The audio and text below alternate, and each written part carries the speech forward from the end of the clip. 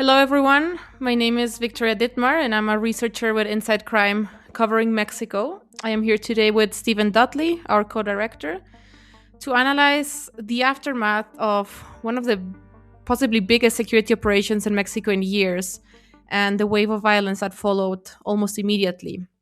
Yesterday, the 22nd of February, 2026, Nemesio Oseguera, who's also known as El Mencho and the leader of the Jalisco Cartel New Generation, was captured in an operation led by the Mexican army in the state of Jalisco, which is the epicenter of the group's operations.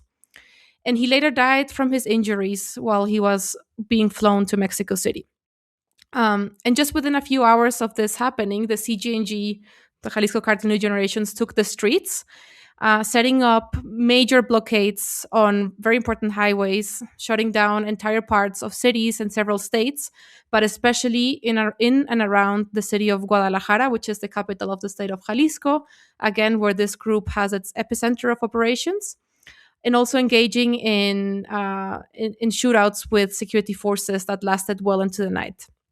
So we know that El Mencho was on the run for decades. He was wanted in both Mexico and the United States for many years. The US had even set a $15 million reward for his head. And this is really the moment since the beginnings of the CGNG, which started around 2010 after it broke off from the Sinaloa cartel, where the group is now operating without its historic leader. Um, and Steve, I wanted to ask you because this is not something necessarily new in Mexico. We've seen this before since the beginning of the Mexican drug war. Major criminal organizations have, lost their top figures either in security operations or because they were killed in confrontations with other criminal organizations. And what we have seen is that these groups don't necessarily disappear; they adapt. So if we look at the capture and then killing of El Mencho, what are your thoughts on this? What do you think this is different this time, if anything? Hi, Vic. Thanks for having me here. The the history, as you're pointing out, is littered with different groups that have faced the same challenge. A major leader that has been eliminated for some reason, captured, hands himself in, is killed, disappears. We've had that too.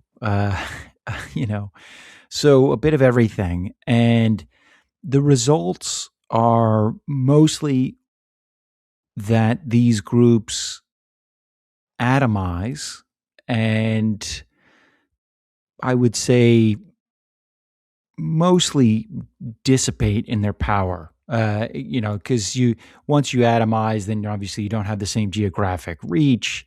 You're not involved in as many criminal economies.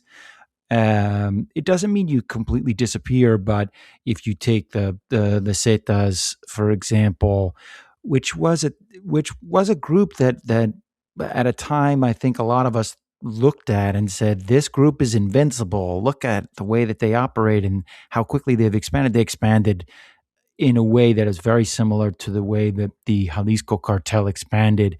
They would land in a place and give people a choice: you work with us or you die, or leave. And most people ended up working with them. They also had a similar background in that they were a lot of security personnel, in particular special forces personnel, were at the core of the group. And it's similar with the Jalisco cartel. There are a lot of former security personnel, including Mencho himself, who was a former policeman, that were at the center of this group. And so they had a similar approach, which was to arrive and cover geographic space. And they had a similar expansion history in the sense that it was very rapid. It covered a lot of ground, a lot of geographic ground. And the result of this the Zetas going after the Zetas was multiple decapitations. So they lost sort of one leader after another, really within like a 3-year period. they lost everyone from Z3, Z3 to Z42, and that was the kind of beginning of the end of it. Really, they splintered. They increasingly splintered. They were they haven't disappeared, but they're just fragments of what they were. Their strongest faction is in their epicenter, which is what we would expect in Nuevo Laredo. But they definitely had like a similar reach and a similar type of presence and approach, but yet they were essentially dismantled. At least nothing compared to what it used to be before. So that's kind of our closest facsimile to this, and we would expect a similar thing. Now, I think with the Zetas, we have to bear in mind that they also faced not just the government going after them, but also other groups. Um, they uh, they were definitely, I mean, even the Jalisco cartel was really after them. I think one of the first major events that the Jalisco cartel had was when they piled up 37 bodies of members of the alleged members of the Zetas. Um, and that was their sort of announcement as a group, to the start of the group. So, this that was a group that had a lot of enemies, and it had maybe overreached. The Jalisco cartel is definitely has a lot of enemies, and it definitely reaches into a lot of spaces, but it also has a very diversified criminal economy. Um, they they had a little bit more of, I would say, stability under Mencho, as opposed to the Zetas that had a lot of dynamism at the top. Mencho has been around for a long time. He's been rumored to be ill for a long time, so maybe they've set up some kind of succession. So we'll have to see. But there are some differences here that I think we should note, as it relates to thinking that past is prologue. Yeah, and I think that's very interesting because if we look at how the CJNG expanded across the country, which, as you say, was very similar to kind of the strategy that the Zetas had. But if we look at the structure of the CJNG, on one hand, we have this kind of, you would think it's a very vertical structure because you have the head, right? You have El Mencho. And we learned, for example, throughout our field trips that the figure of El Mencho, even, if he actually was operating or not, but the figure itself was very important to maintain loyalty, right? And there were still some hierarchies, some commanders that were, on top of others, etc. But at the same time, we don't think it operated as a monolith because we saw the CGNG expanding in different areas of the country through cells, sometimes local cells that operated differently across different areas of the country. So, for example, we saw that in Guanajuato, they would ally with local criminal groups to fight the Cartel de Santa Rosa de Lima. Whereas in Michoacán, they were not ally with these groups, but actually dominate them and subjugate them into their structures. And then, for example, in Tijuana and Ciudad Juarez, at some point there were also reports of the CGNG forming even new groups, kind of like a mixture between remnants of older criminal groups to operate. So it's a very Mhm. fluid structure to some extent, although it still maintains some sort of centrality. So do you think this kind of structure makes these groups more resilient? Are we still facing, are they still as vulnerable maybe to fragmentation as others? Or how do you see it? It's a really crucial question. I would say that it has this varied structure and ways in which it deals with different geographic spaces, the challenges it faces in each geographic space, and perhaps their own abilities and reach and infrastructure lead them to make certain decisions vis-a-vis other criminal groups. You get rid of them, you suppress them, you integrate them, you make an alliance with them. Let's say those are three options that you just laid out. Um, However, what we did see, I think one thing that the death of El Mencho showed us was how quickly they could also coordinate amongst themselves. So even if they are disparate and different in nature, there still is some kind of coordination. And we saw how quickly they were able to coordinate. Now, I don't I think we need to put in perspective a little bit what they did.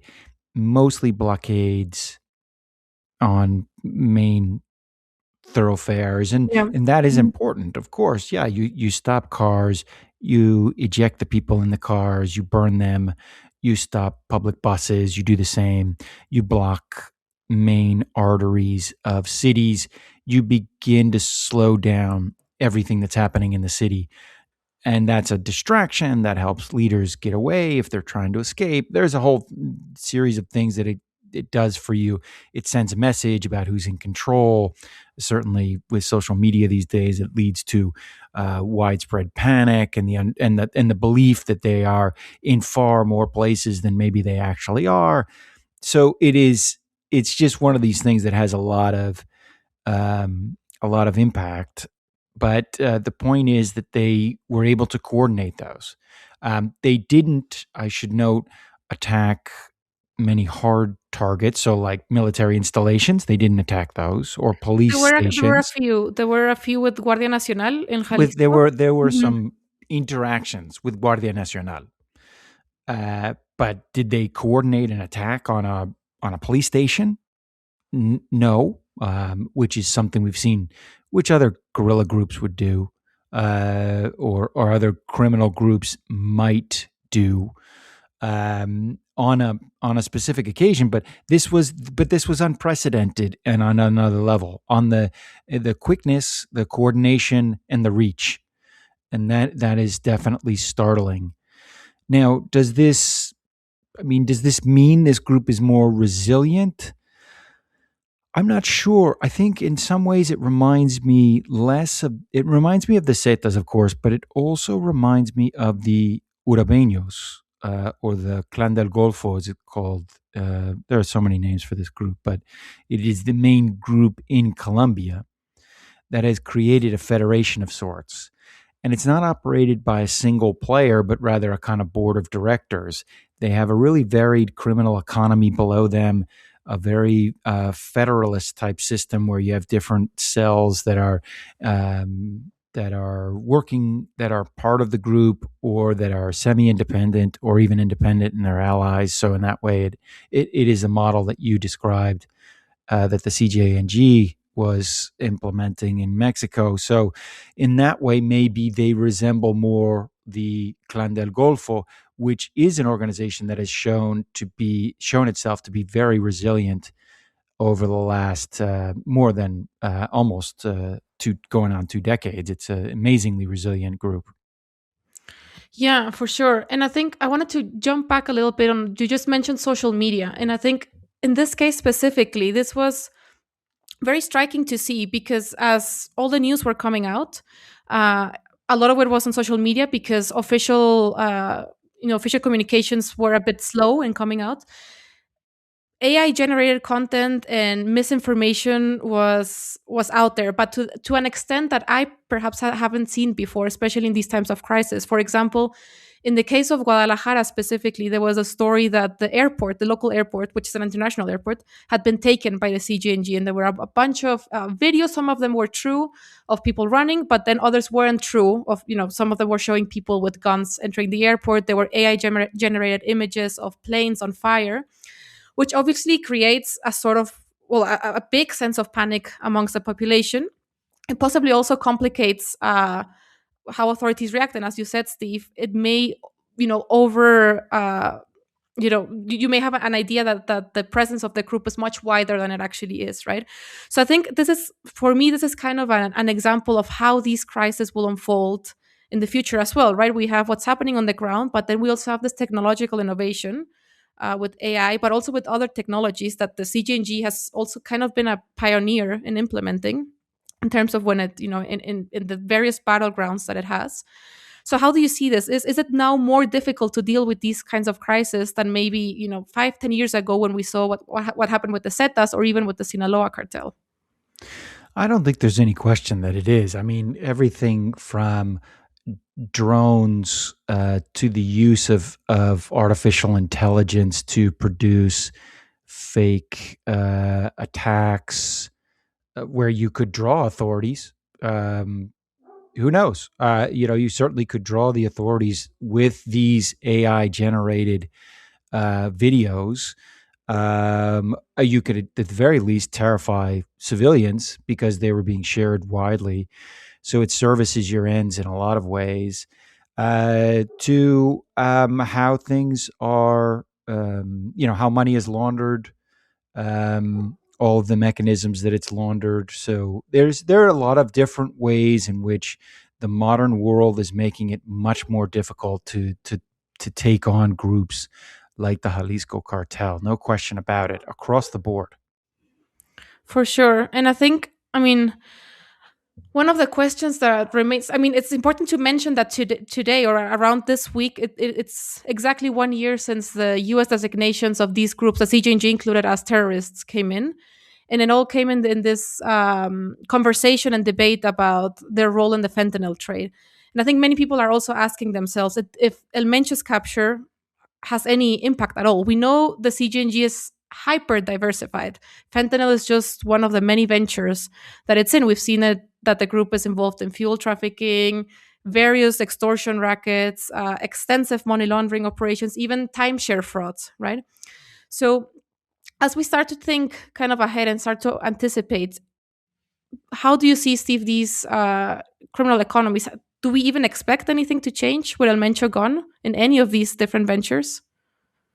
The short answer is no, because of everything that you're saying, that they're already entrenched in these criminal economies. It's not like El Mencho is the one who is calling the shots on their operations in the fentanyl trade, or contraband, or theft of fuel products and the resale of those products. All of those are independently managed by a lot of operatives across the board. What El Mencho represents is this kind of sense of unity and purpose and loyalty and all of the things that hold these somewhat disparate pieces together. So he's gone, then maybe that unity or that cohesion also begins to just erode over time, and then eventually you have a kind of atomization because these independent groups don't rely on one another for a lot of these for their activities. Yeah, there's certainly still a lot of unanswered questions as well, because still a lot of official information is pending to come out. We know there were more people who were either captured or killed in these operations, and still a lot of information is missing. But we definitely at Inside Crime will be continuing to follow this and to continue offering analysis on how did we even get here, right? And what we think, what we can anticipate in the various areas of Mexico where the CGNG was present, and even beyond, right? The regional implications as well. So just for our audience, we encourage you to stay tuned and to keep following our content. And thank you very much, Steve. Thanks, Vic. Thanks, Vic. We'll definitely stay on this.